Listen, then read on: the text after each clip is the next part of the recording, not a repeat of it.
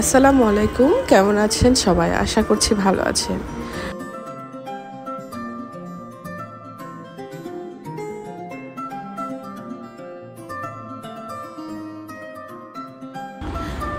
আমাদের ফ্রেন্ডের সাথে দেখা করেছি। আমাদের ফ্রেন্ডস গেট টুগেদার ছিল। ফ্রেন্ডস বলতে এটা আমাদের বাচ্চারা, ওরা স্কুলের ফ্রেন্ডস।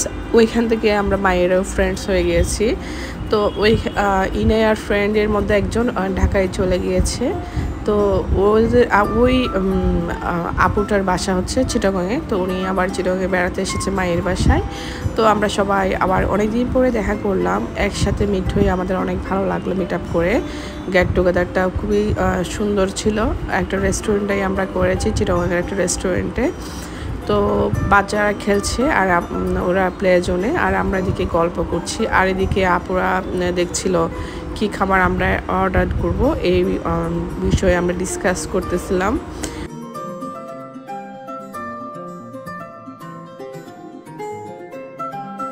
আর এখানে বাচ্চারা খেলছে, এখানে ছোটোখাটো একটা প্লে জোন ছিল। তো ঠিক আছে, বাচ্চারা একটা অনেক সময় আসলে এক জায়গায় রেস্টুরেন্টে বসে থাকতে চায় না, এমন একটা প্লে জোন থাকলে তো খুবই ভালো। কোনো পে করতে হয় না এই প্লে জোনের মধ্যে, এমনিতেই বাচ্চারা খেলতে পারবে।